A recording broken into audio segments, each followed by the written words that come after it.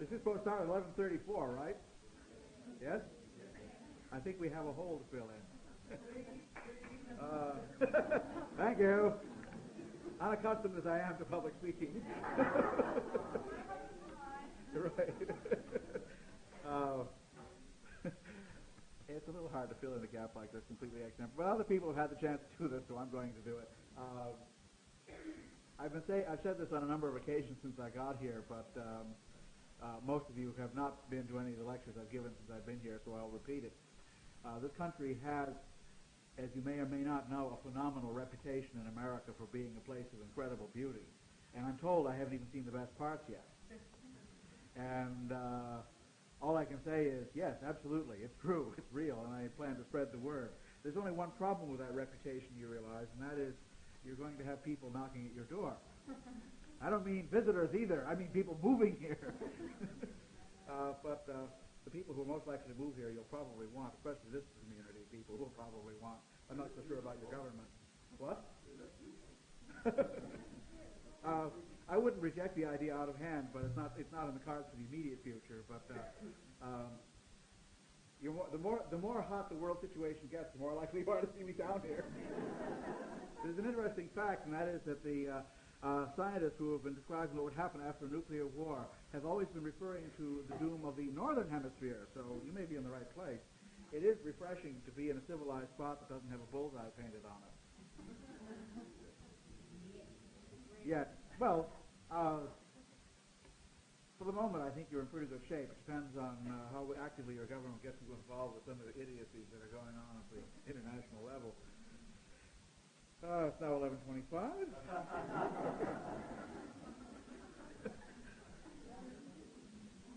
By the way, Roy mentioned he started out as a school teacher. I also started out as a school teacher. Yeah, I imagine that quite a few of us.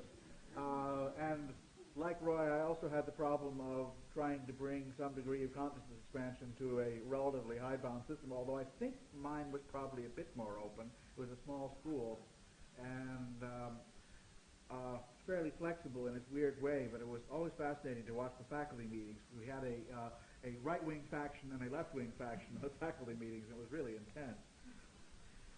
11:26. We started this too early. If I really give you a speech, that sort of de facto starts the conference, and I'm trying to avoid doing that. So we will hang in there at 11:35.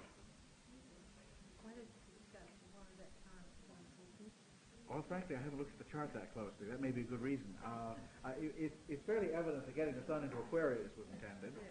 And I do notice that everything in the chart... Roy, would you care to describe why the chart is important? Hoist you on your own petard!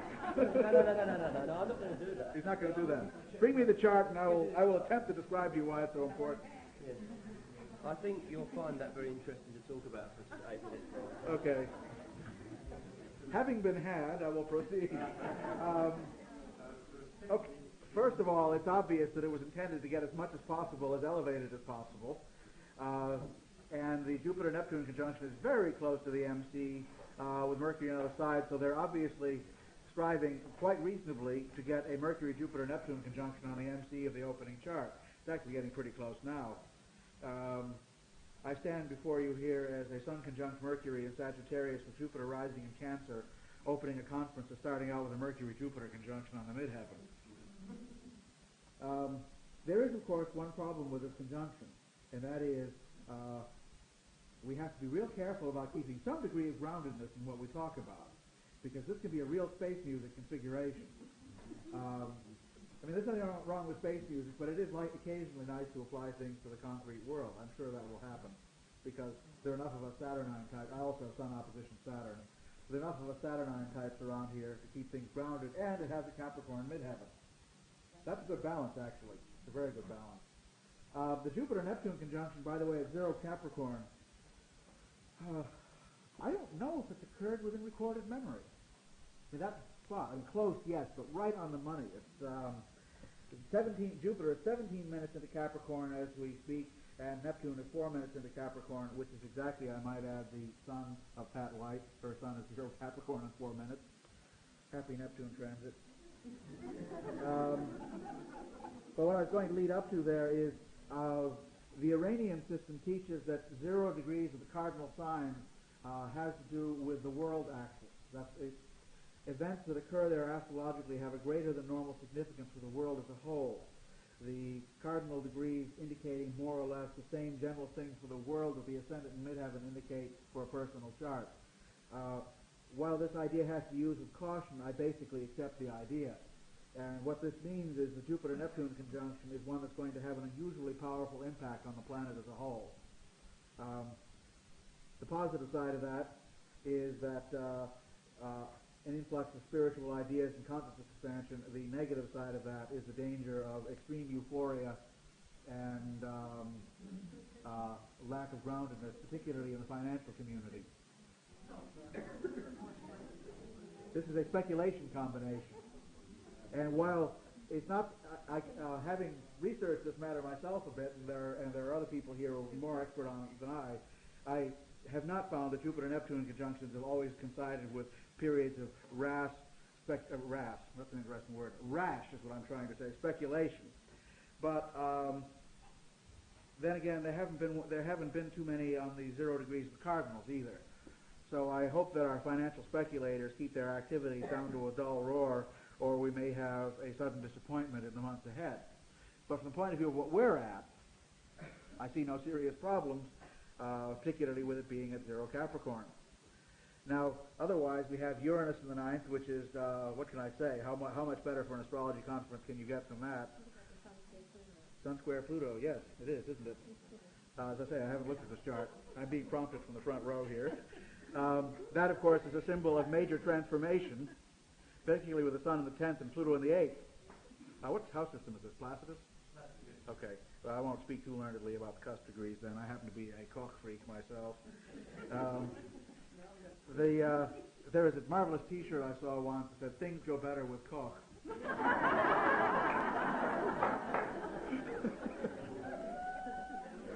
But Pluto in the 8th, in Scorpio, my God, you can't get much purer than that symbolism. Pluto in the 8th in Scorpio, which we have not seen before consciously, squaring the Sun, indicates a crisis of transformation, and presumably a positive one. What I was going to mention is that also Uranus, and this is not so widely known, is on its south node, its own south node, which also unfortunately happens to be the degree of my Sun. 1313 is my Sun, like Donald Duck's license number. And that also is significant because it suggests that some sort of new inpouring of Uranian energy is coming our way. For me, of course, it means that Uranus is transiting my Sun in longitude and latitude. Because if my Sun were still there, it would be going right across its face. So I expect to notice this transit. So far, it hasn't been too hairy. But the Sun-Pluto square, all of this is is really fine for an astrology conference, particularly one that is aimed at consciousness expansion in general. And I would say with the Sun-Pluto square, there's going to be, and from what I've heard this morning, also the Jupiter is sextiling the Pluto. We get the whole symbol. That's a symbol of psychotherapeutic transformation, Jupiter, Pluto, Sun. And when I was at Esalen several years ago, I started doing the charts of all the people there, and I didn't find any major person who was associated with the place who did not have a major configuration between Jupiter and Pluto. And since then, I have found Jupiter, Pluto all over the charts of psychotherapists, particularly the humanistic and transpersonal varieties, not so much Freudians and rat runners, as I unflatteringly call the behaviorists. What else can we say about this?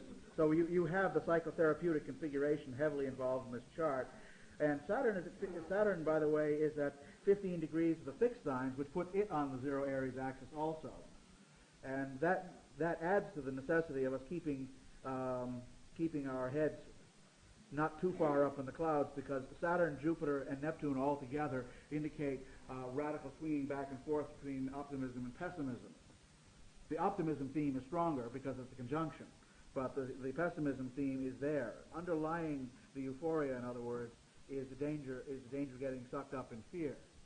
The New York Stock Exchange, by the way, has Jupiter conjunct Neptune opposition Saturn. and that's the bulls and the bears fighting away. That would be true no matter what time of day you pick for the New York Stock Exchange. But usually May 17, 1792, for those of you that might be interested. I bet you didn't know I was into it. Time? It depends on who you ask. My personal favorite, which is the one my father used, was 9 degrees of Aries on the midheaven. And now, in honor of Jupiter conjunct Neptune on the midheaven, I inform you that all appearances that this conference has started have been an illusion. It is starting as of now. Thank you.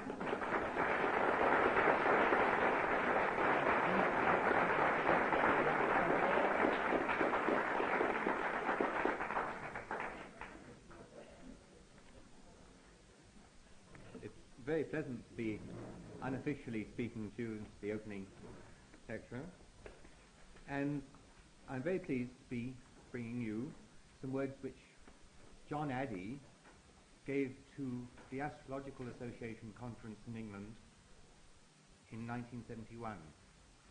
John Addy died in March 1982, and his influence on astrologers and the course of astrology is extremely profound.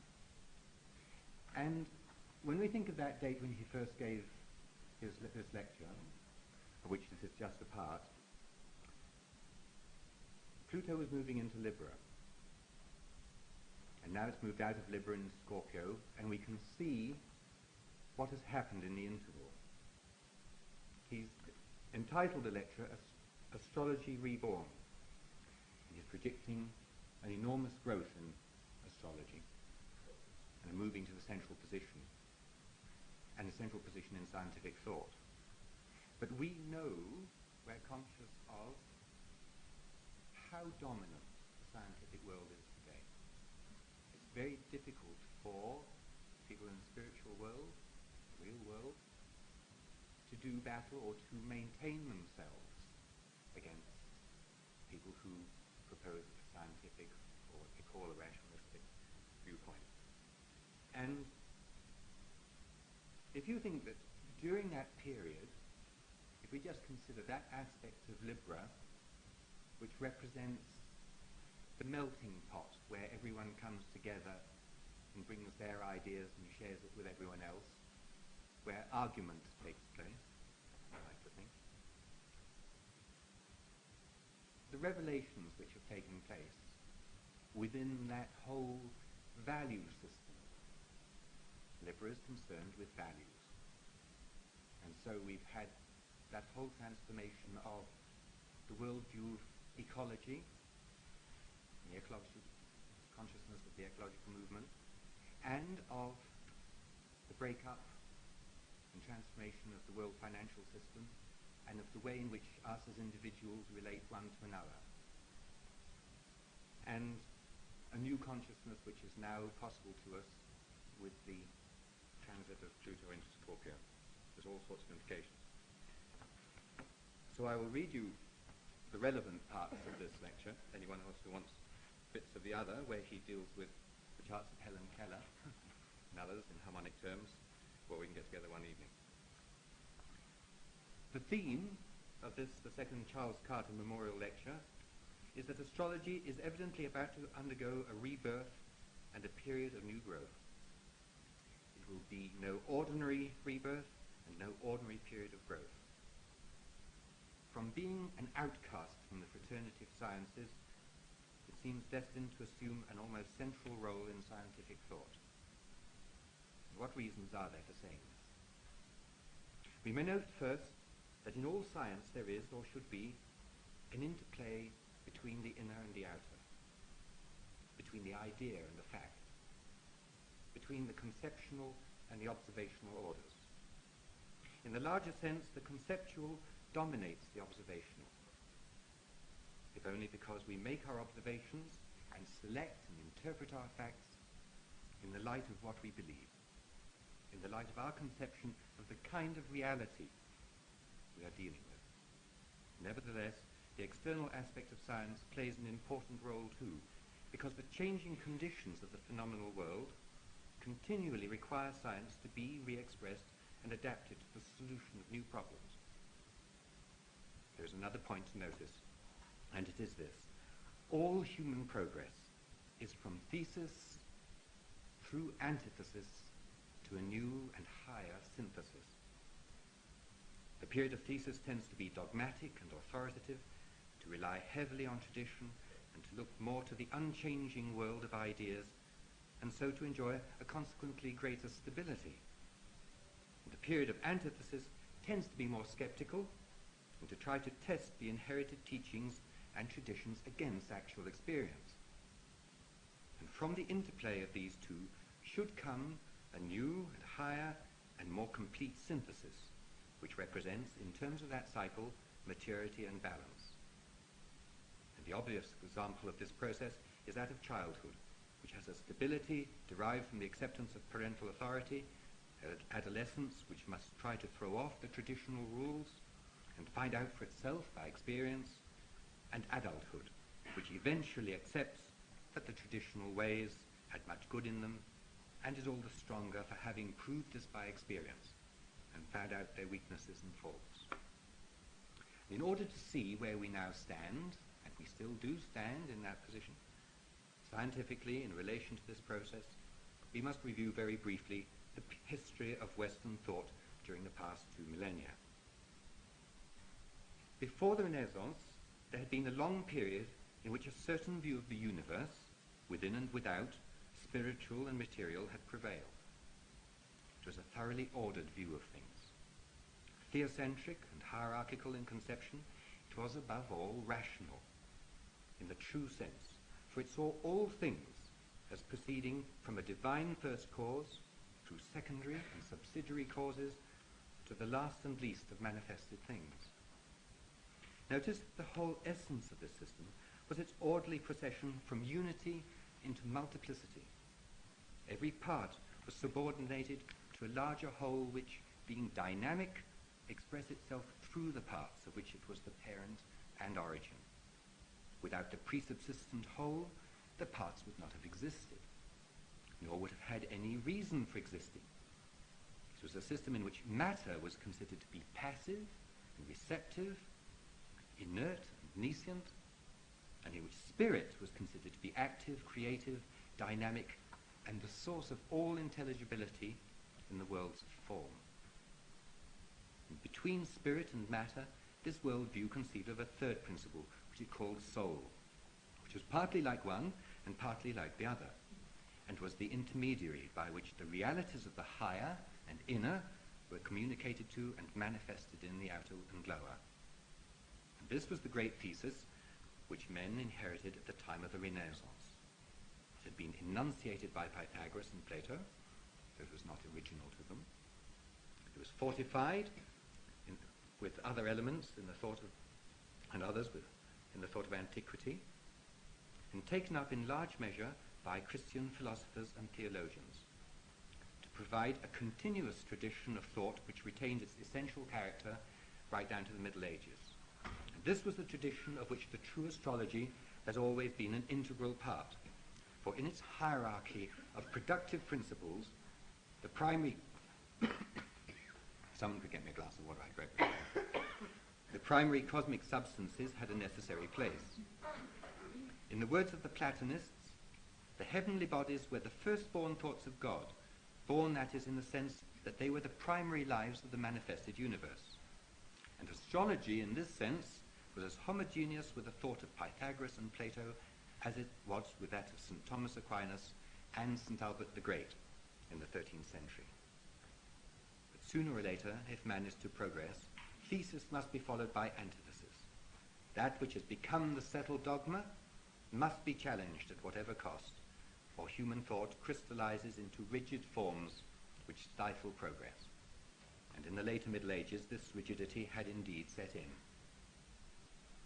Just as the thesis, then, had been that the spiritual and unmanifested world was the primary reality, so the antithesis must needs be that the manifest and the material world was the real one. Thank you, Roy. I woke up with a very sore throat this morning. And so at the beginning of the so-called Renaissance, men began to turn their observational powers with an altogether new enthusiasm upon the world about them. And increasingly they began to place their confidence in observed facts and to reach inductively from these observations their own conclusions about the nature of things. In the absolute, if not the immediate sense, this was a retrogressive step. For in abandoning that hierarchy of principles rooted in intelligible causes, they overthrew the basis of all higher philosophy, and indeed of all rational thought. For how can reason flourish where matter, the very principle of unreason, is taken as the starting point of science? And to quote Ian Whitehead, science has never shaken off its origin in the historical revolt of the later Renaissance. It has remained a predominantly anti-rationalistic movement, based upon a naive faith. What reasoning it has wanted, it has borrowed from mathematics, which is a surviving relic of Greek rationalism, following the deductive method. Of course, a historical revolt was fully justified. It was wanted. It was more than wanted.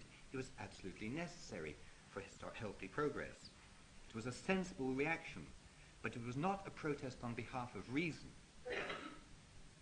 Empirical scientists and their converts have constantly declared that an astrology is an irrational subject, in contrast, of course, to their own brand of science, which they deem to be rational. But this is an inversion of the truth. In reality, it is always the inner content of facts which gives them their intelligibility. One can never arrive at a larger truth by analyzing and reducing things to their component parts. This always leads down into greater materiality and into greater unintelligibility. It is only by inquiring to what higher, coordinating, formative principle anything as a subject part that one can really make sense of it. So if we stand back a little from the developing course of events, so as to see what has really happened and what is happening now, we can see that the scientific tradition of the past 3 centuries has been no more than a necessary diversion. When we speak about the restricted ideas, the limited horizons and localized beliefs of those who are shut off from the mainstream of thought and life, we use the word provincial. But Whitehead points out that it is possible to be provincial in time as well as in space. And he suggests that the tradition of modern empirical science is an example of just such provincialism in time. It has been a backwater, astonishingly cut off from the great sweep of human thought, into which scientists have retreated for a while to repair the tools of their trade and to remedy some of the negligence of their immediate predecessors. And we know with what success their labours have been attended. Indeed, the very limitations they imposed upon themselves, or which were imposed upon them by their historical origins, have been the key to their remarkable success in the field of methodology. No one should belittle what is good in these achievements. But they have clearly been gained at a huge cost in the erosion of spiritual values. Not only in spiritual values as such, for all values are rooted in spiritual values. What man believes, he will become. Modern science has believed that all things from the primordial slime. Since all things return, sooner or later, to their parent substance or idea, we ought not to be surprised as we struggle against the rising tides of pollution, mental, moral, aesthetic, and physical, if the same science now seems in a fair way to returning us to that very primordial slime in which it believes we had our origins. However, all is not lost. The nadir, in some ways at least, is past, and the situation may yet be saved. Furthermore, if the overthrow of the old order at the time of the Renaissance seemed in retrospect remarkably swift, the collapse of the central concepts of modern science appears to be taking place far more swiftly. Every decade now brings remarkable changes, almost, one might say, every year. Since that was written almost every week, I think.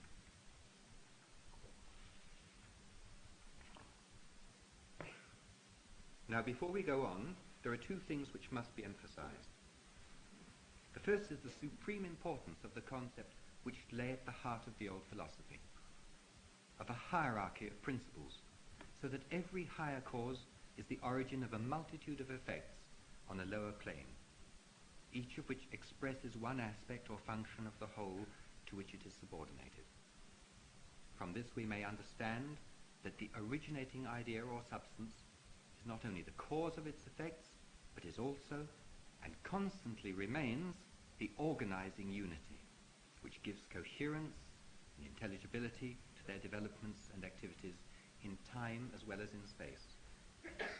The second thing to emphasize is that this concept has always been one of the essential truths of astrology.